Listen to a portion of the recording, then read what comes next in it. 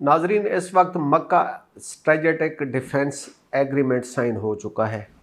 Pakistan, Türkiye और Saudi अरब में खुशी का समा है, लेकिन इसके साथ हम देख रहे हैं कि जो खित्ते के दूसरे ममालिक हैं, इंडिया, यूएई, इसराइल और ईरान, उनके इस मुआहदे के ऊपर कुछ मिले जुले से जज्बात नज़र आए हैं। ख़ासकर यूएई ने ना तो इस मुआहदे का खैर मुकदम किया है और ना ही इस पे कोई शकूक व शुबात उठाए हैं, लेकिन उसकी जो खामोशी है वो इस एग्रीमेंट के ऊपर एक काफ़ी सवालिया निशान उठा रही है। और उसके साथ ही उनके एक वज़ीर ने इस एग्रीमेंट के ऊपर बड़ा एक अजीब और गैर मुबहम सा एक स्टेटमेंट जारी की है। आज उसके ऊपर हम बात करेंगे कि इस एग्रीमेंट पे यूएई को क्या मुमकिना तहफ़्फ़ुज़ात हैं और ख़ुशी क्यों नहीं हो रही, और दूसरे जो ममालिक हैं उनके मुमकिना तहफ़्फ़ुज़ात क्या हो सकते हैं। मेरा नाम अहसन रज़ा है, आप देख रहे हैं मिनट मिरर न्यूज़। तो सबसे पहले हम आगाज़ करते हैं कि ये जो मक्का एग्रीमेंट ये क्या है, ताकि हम इसको समझ लें और फिर हमें दूसरे जो ममालिक के इस एग्रीमेंट के पीछे तहफ़्फ़ुज़ात हैं वो समझने में आसानी होगी। मुख्तसरन ये है कि मक्का जॉइंट डिफेंस एग्रीमेंट, इस पर सऊदी वली अहद क्राउन प्रिंस मोहम्मद बिन सलमान, टर्किया प्रेसिडेंट रजब तैयब अर्दगान और हमारे प्राइम मिनिस्टर शहबाज शरीफ साहब के दस्तखत हैं। इस मुआहदे के तहत एक चीज़ अहम है कि जी एक रुकन मुल्क पर अगर मुसल्लह हमला होता है तो उसे तीनों ममालिक पर हमला तस्वुर किया जाएगा। सऊदी फॉरेन मिनिस्ट्री के स्पोक्स पर्सन रायद फर्मली ने वाज़ेह किया कि कोई फ़ौजी ब्लॉक या सेक्टेरियन अलायंस नहीं है और ना ही इसका किसी न्यूक्लियर प्रोग्राम या असले की दौड़ से ताल्लुक़ है। मकसद सिर्फ़ और सिर्फ मकामी दिफाई सलाहियत को मजबूत बनाना है। टर्किया के जो प्रेसिडेंशियल तर्जमान हैं बुरहानुद्दीन दौरान, उन्होंने भी कम व बेश यही मौक़िफ़ दोहराया कि ये मुआहदा किसी के ख़िलाफ़ नहीं बल्कि खित्ते में इस्तेहकाम और अमन के लिए है, और टर्की की जो नेटो मेंबरशिप है उससे भी मुतसादिम नहीं है। बज़ाहिर ये एक डिफेंस और गैर जानिबदाराना इक़दाम है, लेकिन इस खित्ते के कुछ खिलाड़ी इसको इतनी सादगी से नहीं देख रहे। उसमें सबसे पहले हम बात करते हैं अबू ज़हबी की खामोशी की, यूएई की। देखें, यूएई की तरफ से जो सिर्फ एक हम रिएक्शन देख सकते हैं तो वो है जो मुल्क के जो प्रेसिडेंट के एडवाइज़र हैं और एजुकेशनिस्ट हैं, अब्दुल खालिक अब्दुल्ला, उन्होंने इस मुआहदे के ऊपर मुबारकबाद के काबिल कदम एक स्टेप तो करार दिया है, लेकिन उन्होंने इसकी तरजीहात और जो गल्फ़ फ्रेम वर्क है उसके बाहर से फ़ौजी ताउन बढ़ाने की अफादियत पर सवाल उठाए हैं। अब्दुल्ला कहते हैं, अब ये इसको हम यूएई का एक तरह से हम सरकारी मौक़िफ़ ही समझ सकते हैं कि गल्फ़ कंट्रीज़ के दरमियान फ़ौजी और सियासी ताउन मजबूत करना और गल्फ़ कंट्रीज़ को इकट्ठा रखना और मजबूत बनाना, मुत्तहद करना, और उनके दरमियान जो सरमायाकारी है, ट्रेड है, वो ज़्यादा अहम है। जिनके पास ये अल्फाज हैं कि जी उन्होंने ये कहा है कि जी ईरानी और इस्राएली ख़तरे का मुकाबला करने के लिए काफ़ी एतबार और सलाहियत नहीं। ये एक बड़ा सख्त जुमला है। इस एग्रीमेंट के ऊपर उन्होंने बहुत बड़ा सवाल उठाया है और सीधा सऊदी अरब के जो नए पार्टनर हैं यानी कि पाकिस्तान और टर्किया की तरफ इशारा किया कि ये ईरानी और इस्राएली خطروں کا مقابلہ کرنے کے اتنے قابل یا اہل نہیں ہیں۔ اس سے زیادہ جو اور خطرناک سوال عبداللہ نے اٹھایا وہ یہ تھا کہ اس نئے اتحاد کا ہدف یعنی مخالف ٹارگٹ کون ہے۔ ان کے بقول انہوں نے یہ بھی کہا کہ جی مشترکہ دشمن کی تعریف کیے بغیر کوئی بھی اتحاد کامیاب نہیں ہو سکتا۔ یہ سوال دراصل یو اے ای کے اس خدشے کی عکاسی کرتا ہے کہ یہ معاہدہ واقعی کسی واضح حکمت عملی یا محض ایک سفارتی یا علامتی قدم ہے۔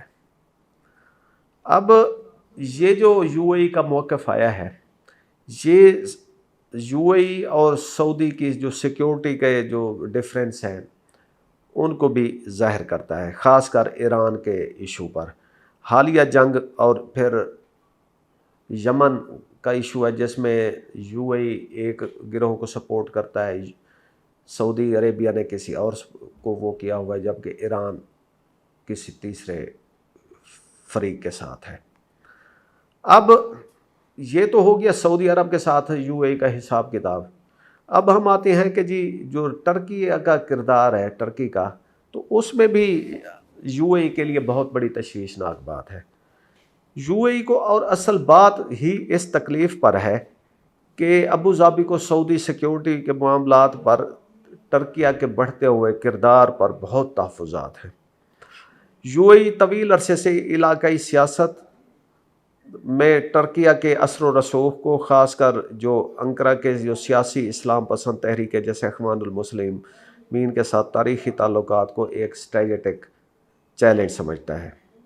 اب اگر سعودی عرب کی سیکیورٹی میں ترکیہ کا کردار بڑھتا ہے تو یہ ابوظہبی اور ریاض کے درمیان ایک نئی یعنی کہ لائن آف ڈیفرنس ہوگی، اور چاہے دونوں ممالک باقی معاملات میں ان کی کوآپریشن اور وہ ایگریمنٹ کوئی چل ہی نہ رہا ہو، لیکن یہ جو معاہدہ ہے بظاہر ان تینوں ممالک کے درمیان اتحاد ہے، مگر اس کے پیچھے جو ود ان گلف ایک بہت بڑا طوفان جنم لے رہا ہے۔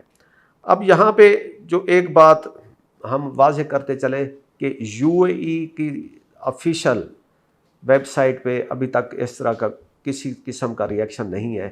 یہ صرف ایک جو یو اے ای کے جو پریزیڈنٹ کے ایڈوائزر ہیں ان کا ہم نے اوپر پہلے اسٹیٹمنٹ کو ذکر کیا، اور ابھی حکومتی جو رد عمل ہے اس کا ہم تھوڑا انتظار کر لیتے ہیں۔ اب ہم آ جاتے ہیں جی دوسرے جو فریق ہیں انہوں نے اس ایگریمنٹ کو کیسے دیکھا ہے۔ دیکھیں اب جو یمن کے حوثیز ہیں انہوں نے اس ایگریمنٹ کی کھول کر مخالفت کی ہے اور اسے ریجیکٹ کر دیا ہے۔ حوثی وزیر خارجہ نے کہا ہے کہ کوئی بھی علاقائی یا عالمی بلاک عوام کے یمنی عوام کو ان کے حقوق سے محروم نہیں کر سکتا۔ اسی طرح حوثی سپریم پولیٹیکل کونسل کے سربراہ مہدی المشات نے تو یہاں تک کہہ دیا کہ جو بھی سعودی عرب کا ساتھی بنے گا وہ ایک طرح سے ہمارا رائیول ہوگا، ایگریسر اس کو تصور کیا جائے گا، یا اسے سیاسی یا چاہے اسے آپ ڈیفینس ایگریمنٹ کہہ لیں یا ایک پولیٹیکل الائنمنٹ وہ کہہ لیں۔ اسی طرح ہم دیکھتے ہیں ایران کی طرف سے بھی کوئی اس ایگریمنٹ کو ویلکم نہیں کیا جا رہا۔ ایرانی پارلیمان کی قومی سلامتی کے رکن ابراہیم رضائی کا کہنا ہے کہ یہ ترکی اور پاکستان کا سعودی عرب کے ساتھ یہ کاغذی معاہدہ سعودی عرب کے لیے کوئی بہت بڑی گارنٹی نہیں ہے۔ یعنی کہ ان کا یہ کہنا ہے کہ اگر سعودی عرب امریکہ کو اپنے بیسز پیش کرے گا ایران پر اٹیک کے لیے تو ایران کی طرف سے بھی کوئی خیر خواہی کی توقع نہ رکھی جائے۔ اب ہم آ جاتے ہیں جی اسرائیلی میڈیا، اسرائیل کی طرف۔ اسرائیلی میڈیا جو ہے وہ تو اس معاہدے کو بہت ہی تشویشناک نظر سے دیکھ رہے ہیں۔ ایک چینل 12 ہے، اس نے اسے ایک ایسا سیکیورٹی اتحاد قرار دیا جو خطے کے طاقت کے توازن کو متاثر کر سکتا ہے۔ ایک اور اخبار نے اس معاہدے کے وقت پر توجہ دی کہ جو ایران اور امریکہ جنگ کے دوران سامنے آیا ہے، اور اسے سعودی عرب کی معیشت، ترکی کی فوجی صلاحیت اور پاکستان کی نیوکلیئر اور اسٹریٹجک طاقت کا ایک ایسا مجموعہ پیش کیا ہے کہ اور انہوں نے اس کو سنی بلاک کے طور پر پیش کرنے کی کوشش کی ہے کہ ود ان مسلم ورلڈ اس کو چاہے کوئی ایک دراڑ ہی ڈالی جائے۔ اب ہم دیکھتے ہیں جی انٹرنیشنل میڈیا کیا کہہ رہا ہے۔ دا ٹائمز جو برطانیہ کا ایک بہت مشہور جریدہ ہے، انہوں نے کہا ہے کہ جی یہ گلف میں ایک نئی صف بندی کو ظاہر کرتا ہے یہ معاہدہ، اور جس میں سعودی عرب، ترکی کی اسلحہ سازی کی صلاحیت اور پاکستان کی نیوکلیئر کیپ امبریلا، اس سے یہ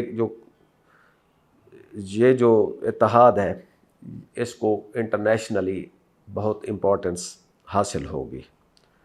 اب ناظرین اس وقت ہم دیکھتے ہیں کہ جو خطے کی صورتحال ہے، ایران کی خلیج کے ممالک کے ساتھ کشمکش ہے، یو اے کی سعودی عرب اور ترکی، اور اب ساتھ ملا لیں پاکستان، اس کے ساتھ بھی ایک طرح کی خاصی کشمکش سامنے آ رہی ہے۔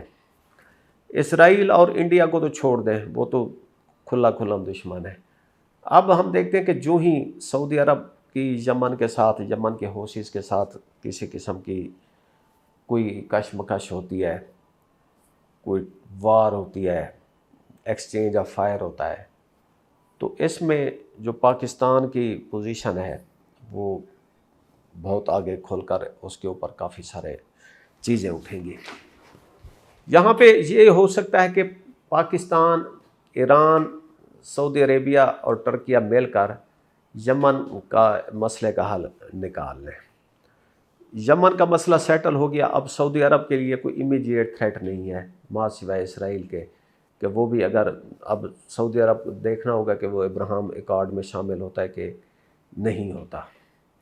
میرا خیال ہے کہ اس معاہدے کے بعد اس سعودی عرب کو اتنی کوئی سیکیورٹی گارنٹیز کی ضرورت نہیں ہے کہ وہ ابراہیم ایکارڈ میں شامل ہو اسرائیل کے ڈر سے۔